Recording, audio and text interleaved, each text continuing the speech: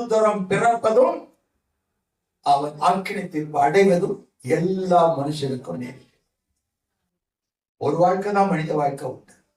நீங்க அடுத்த ஜென்மத்துல எல்லாம் சொல்லும். பழைய காலத்து சினிமா படங்கள்ல காதலர்கள் சேர முடியாது, கல்யாணம் நடக்காது, 2 பேரும் தற்கொலை பண்ணிக்குவாங்க.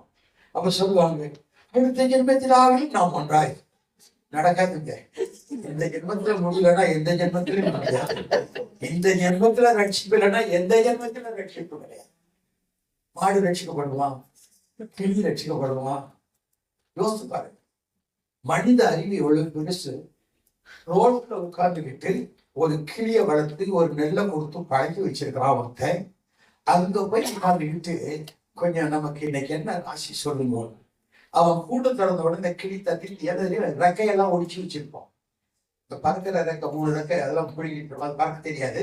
நடந்து வரும், பசி வேற, நெல்லு கொடுப்பான்னு எனக்கு ஆசை. ஏதோ பிராக்டிஸ் இதெல்லாம் ஒண்ணுனா இது போட்டு கடைசியில் ஒண்ணு தூக்கி கொடுக்கும். அதை கையில வச்சுக்கிட்டு திறந்து பார்த்தா அதுல நல்லதுதான் எழுதி இருக்கும், ஒன்றும் கொள்ளாது இருக்காது. அதை படிச்ச உடனே சமாதானம்ப்பா, 10 பைசாவுக்கு வாழ்க்கையில சமாதானம் மனுஷன். ஒரு கிளி எத்தனையோ மிருகங்கள்லாம் பழக்கி வச்சிருக்கிறாங்க. ஆடு மாடு, பூம் பூம் மாடுன்னு ஒண்ணு இருக்கு. அதை கொண்டாந்து நாதஸ்வரம் ஊதிட்டு அடிச்சு என்ன கேட்டாலும் ஐயாவுக்கு நல்லா ராசி வருதா? ஐயா கடவுள் சொல்றதை கேட்க மாட்டேங்கிறான், மாடு சொல்றதை கேட்டேன்.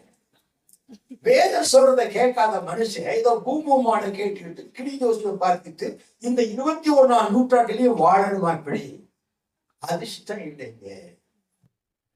அவருக்கு இப்ப டைமுங்க, நல்ல டைம். ஏன்னா நல்லா ஏமாத்துறாரு இப்போ, அதனால ரொம்ப நல்ல டைம். ஏமாத்தி படிக்கிறதுக்கு நல்ல டைம். அதுக்கப்புறம் ஒரு டைம் வரும், ரெயின் வரும், அது ஒரு டைம். அப்புறம் ஜெயிலுக்குள்ள போவார், அது ஒரு டைம். மனுஷன் சொல்லிற அத்தனைக்கு அவன் கணக்கு கொடுக்கணும்னு பைபிள் சொல்றான்.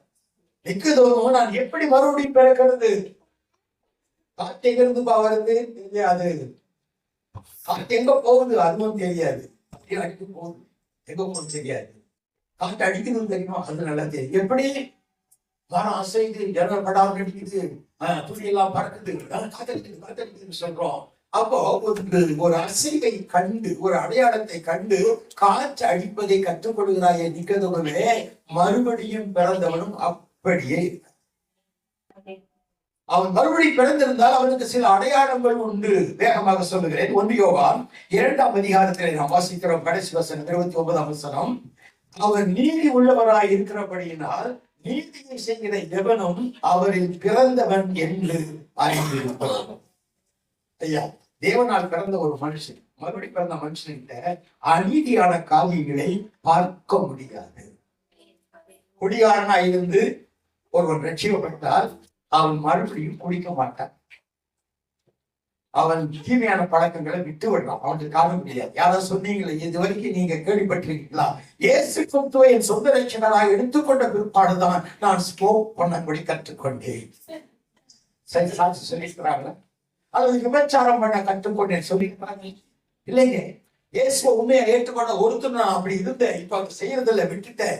ஒரு புதிய ஒரு நீதியை அவன் செய்ய ஆரம்பிக்கிறான். நீதியை செய்கிற எவனும் ஆண்டவரில் பிறந்தவன் என்று அறிந்திருக்கிறோம். 3ஆம் அதிகாரத்தின் 9ஆம் வசனம் சொல்லுகிறது, தேவனால் பிறந்த எவனும் பாவம் செய்யான், ஏனென்றால் தேவனுடைய வித்து அவனுக்குள் தரித்து இருக்கிறது. அவன் தேவனால் பிறந்தபடினால் பாவம் செய்ய மாட்டான்.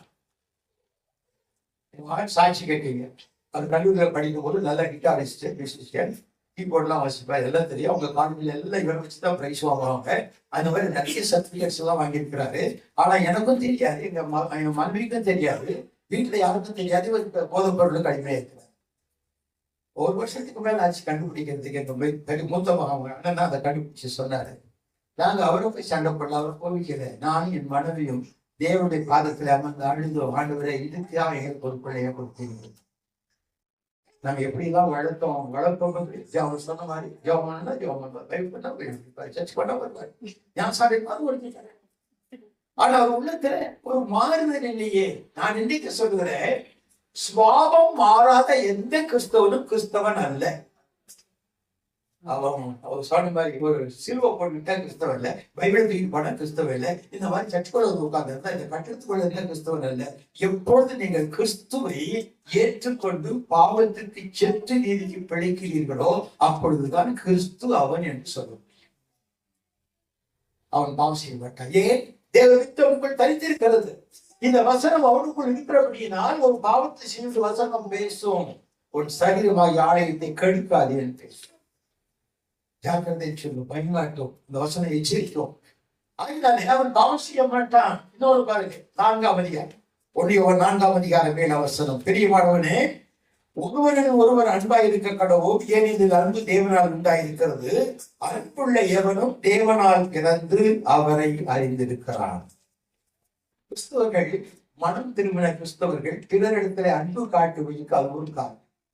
வினோபாஜி அவர்கள் தன்னுடைய புத்தகத்தில் எழுதியிருக்கிறார், எங்கேயாவது ஒரு கஷ்டம், ஆபத்து, விபத்து அழிவுச்சுன்னா கிறிஸ்தவன் தான் முதலாவது ஓடுகிறான். ஏனென்றால் அவர்கள் தெய்வம் அவர்களுக்காக தன்னை அழித்துக் கொண்டிருக்கிறார். அந்த அன்பை அறிந்தவர்கள் அந்த இடத்துக்கு ஓடுகிறார்.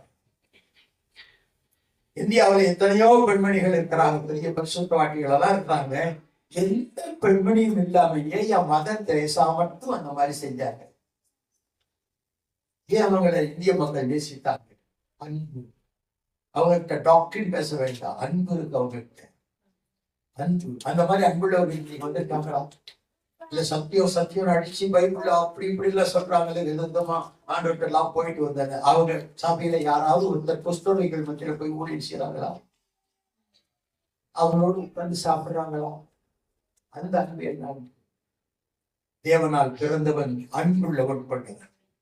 5ஆம் அதிகாரம் 1ஆம் வசனத்துல, இயேசுவானவரே கிறிஸ்து என்று விசுவாசிக்கிற எவனும் தேவனால் பிறந்திருக்கிறான். இயேசுவானவரே கிறிஸ்து, வேற யாரும் இல்லை. அவனை கிறிஸ்து என்று அறிக்கை செய்கிறார். பேதுரு அறிக்கை செய்தார், என்னை யார் என்று சொல்லுகிறீர்கள்? ஜீவனுள்ள தேவனுடைய குமாரனாகிய கிறிஸ்து. மாம்சமும் ரத்தமும் இதை எனக்கு சொல்லவில்லை, பகவத்திற்கு பிதாவுனக்கு இதை வெளிப்படுத்தியிருக்கிறார். நீ விசுவாசியாக இருக்கிறாய், நீ பேதுருவாய் இருக்கிறாய். இந்த கல்லின் மீது தன்னை கல்லாகவும் பேதுருவை மற்ற சிஷ்யர்கள் கற்களாகவும் வைத்து, இந்த கல்லின் மீது உங்களுடைய விசுவாச கலை வைத்து என் சபையை கட்டுவேன் என்று சொன்னார். பேதுரு சபைக்கு தலைவர் அல்ல, அவர் போலே கல்வி இல்லை, விசுவாசத்தான் சொல்றார். பத்ரோஸ் பத்ரா, பத்ரா என்றால் கற்கள், பத்ரோஸ் என்றால் ஒரு பறவை. அப்ப இப்படி பார்க்கும் போது இயேசு கிறிஸ்துவை நாம் எந்த நோக்கத்திலே பார்க்கிறோம்? அது சொல்றார், தேவனால் பிறப்பதெல்லாம் உலகத்தை ஜெயிக்கும். 1 தேவனால் பிறப்பதெல்லாம் உலகத்தை ஜெயிக்கும். உலகமாவது என்ன? மாம்சத்தின் இச்சை, கண்களின் இச்சை, ஜீவனத்திற்கு.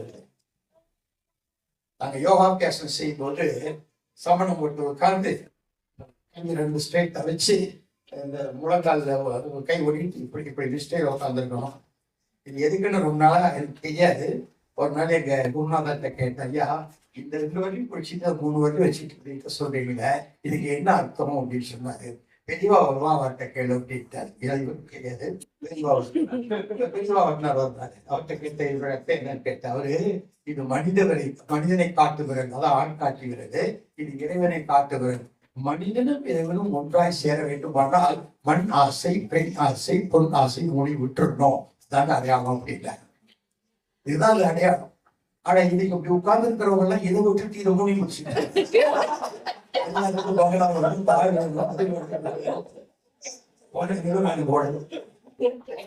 இந்த மாதிரிதான் இந்த நிஷ்டைகள் செய்யறதுனாலே தேவங்கள், நிஷ்டைகள், ஆகமங்கள், ஓமங்கள், சத்தியசப மந்திரங்கள் இவை யாவும் மனிதன் சொல்லும் சற்பனையான யோசனைகள் செய்யறதுனால நீங்க பல நித்திய ஜீவனை அடையும்.